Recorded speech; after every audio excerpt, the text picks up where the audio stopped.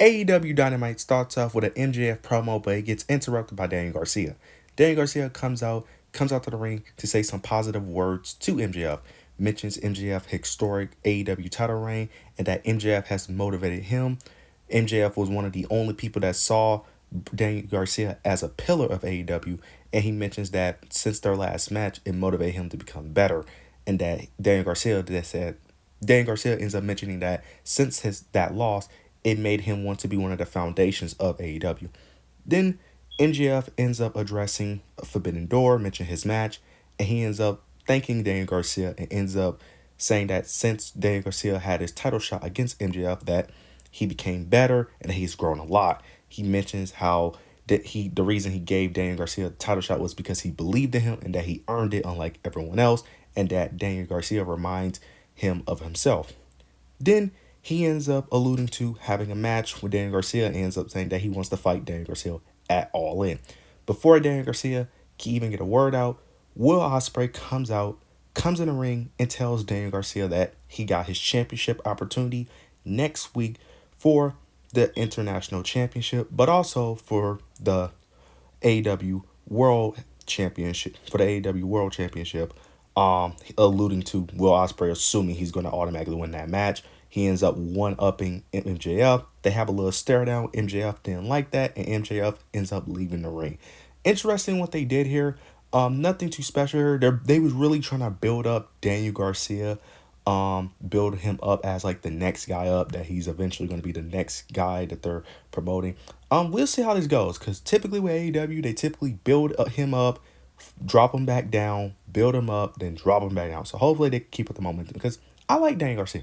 I'm not the biggest fan of him, but I do like him, and I do think he has improved week by week, month by month from what I have seen in AEW. So I'm excited to see what's next for him. Next, we get Blackpool Combat Club versus, I don't know who this group is. They're from New Japan. I know this is part of the storyline with Jon Moxley and who he's facing at Forbidden Door, and who Bryan Danielson is going to face in Owen Hart Cup tournament. I understand that, but I don't watch New Japan. I don't know anything about them, so I'm not going to speak too much on this match. It ends in a no disqualification. Jon Moxley hits one of the members with a chair. Then it just turns into a brawl. Then Tetsuya, if I'm not mistaken, comes out, the guy that Jon Moxley will be facing for the IWGP Championship, the guy that he ended up defeating for the IWGP Championship. He's going to be facing a Forbidden Door. He comes out. Now, this kind of made me mad because he came out and he took forever to come out. Like, he took forever to come out, and then he was walking very slowly to the ring, where Jon Moxley just said F it and just ran towards him. They end up brawling. Then Bryan Danielson and Shingo, I think that's what his name is, they end up having stare down. This is basically to build up their match for the On Hard Cup, and to build up, Jon Moxley versus Tetsuya. Next, we get Jay White versus Rey Fenix. This was a really good match. I really enjoyed this match, and the right winner won. Jay White ends up hitting the Blade Runner early in the match. It would they have their people out there. Rey Fenix had his manager. I think he had Commander out there too, if I'm not mistaken. And Jay White, of course, had Bang Bang Gang out there, Austin Cole, Juice Robinson. He had all of them out there, but they ended up getting thrown out of the. They ended up getting thrown out of the arena, getting thrown out due to they was arguing, and then one the people on Rey Fenix side had a steel chair, and they just kept arguing back and forth. It looked like they was about to attack, but never did. The ref got tired, threw them out. So I love that Jay White got a clean win here. I love that he won cleanly here. He didn't have to cheat. I like this, because typically they always have Jay White only win by some type of shenanigans or cheating. I get that he's a heel, but for me, I kind of get tired of only heels are able to win by cheating. It gets very repetitive at times. So I love that he was able to win cleanly here, and he advanced to the semifinals. Now, after this, though, Christian Cage comes out. Christian Cage comes out with the patriarchy. He comes out with everyone, and he ends up just having a stare down with Jay White and the Bang Bang Gang. So eventually, because they have been building the story of Christian Cage and the patriarchy eventually getting trios gold, they have been building up that story. So it looks like eventually we're going to get the Bang Bang Gang versus the patriarchy. That should be very interesting to see how that plays out. Next, we get the Elite. The Elite have a quick little segment. They basically ended up mentioning, their match that they lost last week on Dynamite to the Acclaim, And then they end up mentioning that they're going to insert someone in the Owen Hart Cup tournament. Very interested to see how that would play out though, because I don't understand how you could just insert someone into a tournament that kind of already had matches in it. I think the first round isn't fully complete, so maybe so. But of course, this is to play to the story of them having control over AEW, them having power, them abusing their power. So I'm very interested to see who will they insert in the Owen Hart Cup tournament. Next, get the Acclaim. Acclaim comes out, cut a passionate promo, basically comes out saying that, how they won last week and how they just need one more victory to overtake the Elite and end up, becoming AEW World Tag Team Champions. Then the Elite come out. The Elite come out and they allude to having a match at Forbidden Door and having it be a 3v3. The Elite versus the Acclaim with Billy Gunn. Billy Gunn gets on the microphone.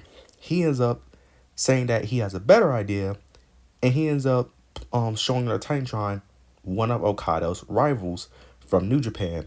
I don't know much about him, but but Okada seems to have a lot of history with him, and it seems like they're gonna make it a 4v4 match. So the Elite will have the Elite probably just gonna add Jack Perry, and yeah, I'm very curious to see how that plays out, because I know Jack Perry will be in Forbidden Door in the TNT ladder match. So they're going to have him do double duty where he has two matches.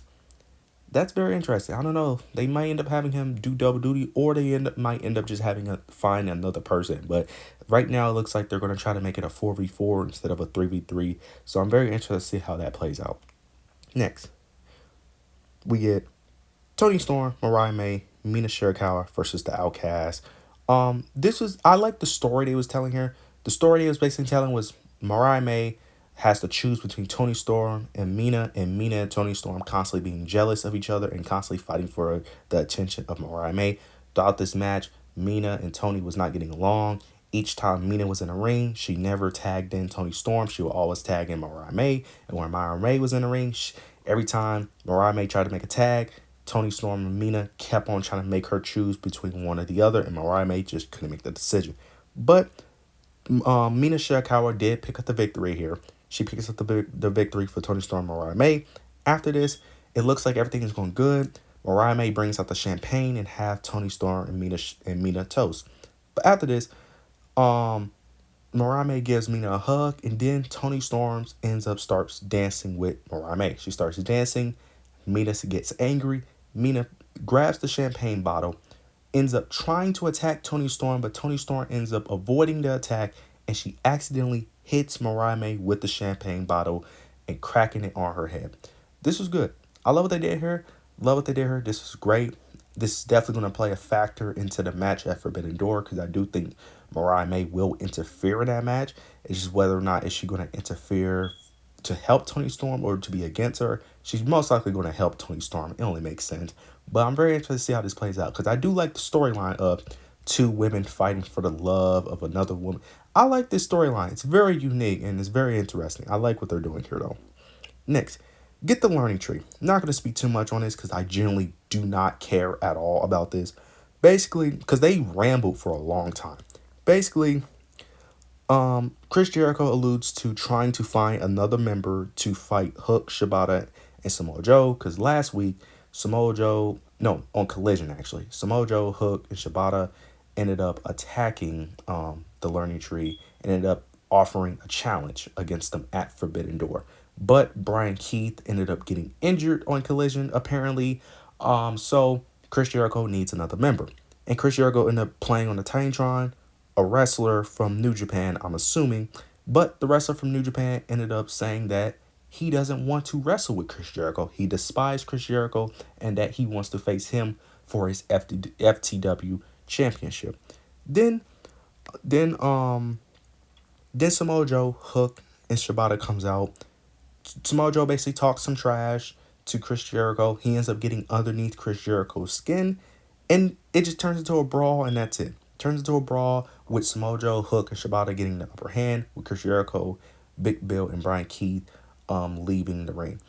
Interested to see how this plays out. I like I think it has potential. I don't care for the learning tree. Interested to see how that. We know most likely Chris Jericho is going to retain his FTW championship, but kind of would have preferred if they just did the Hook, Shibata, Samoa Joe versus the Learning Tree with Chris Jericho, Brian Keith, and Big Bill. Maybe they're just doing this to protect them. That way, neither of them could take a loss. But I would have just preferred that than them having this match. But I understand why they're doing it. It's Forbidden Door. This is what they typically have done in the past. Like I said, I am still fairly new. Well, I wouldn't even know I'm a fairly new AEW fan, but I wasn't watching AEW in 2022, 2021, 2020, 2019. So, but from what I have seen, this is what they typically do at Forbidden Door. So I understand why they're doing it. Now we get Zack Sabre Jr. versus Kyle O'Reilly. Not going to speak too much on this match. I understand why this match is happening. I just think it's kind of pointless. This is basically to build up the feud of Orange Cassidy and Zack Sabre for the one-off feud they're going to have at Forbidden Door. Zack Sabre ends up winning. After this match, the Undisputed Kingdom ended up checking up on Kyle O'Reilly, and then Zack Sabre and Orange Cassidy end up having a stare down. They have a quick stare down. It looks like then Zack Sabre Jr., some of his members from whatever faction he's from, looks like they was about to jump Orange Cassidy, but another member from New Japan, comes out of the help of Orange Cassidy. Now, nothing happened. They didn't brawl or anything. They just left, and that was it. Next, we get Will Ospreay versus Swerve Strickland versus Age of Agony. This match shouldn't even exist. It makes no sense. This should be over because Swerve Strickland took care of Age of Agony, beating Brian Cage, ending that feud. Same thing with Will Ospreay. Will Ospreay also beat Brian Cage for both their titles as well. So don't really understand why they're having this match, but this is basically telling the story of can these two work together with them, eventually having a match. The typical thing that, they typically do where two people are against each other, so they put them on the same team. So playing that story, Will Ospreay, Swerve Strickland picks up the victory, as they should. After the match, though, Will Ospreay does what he did 2 weeks ago. He takes Swerve Strickland title and tries to put it back on his shoulders, but Swerve gets angry, hits Will Ospreay from behind, and ends up doing a house call to end the show. I like what they did there towards the end. This was a very filler episode of Dynamite. Nothing too special. It was okay at best. But you guys let me know what you guys thought episode of AEW Dynamite. Let me know what your assignment for Forbidden Door. I'm soon going to make my predictions for Forbidden Door. But yeah, you guys let me know what your opinions down below. Make sure you like, comment, and subscribe. But yeah, that's it.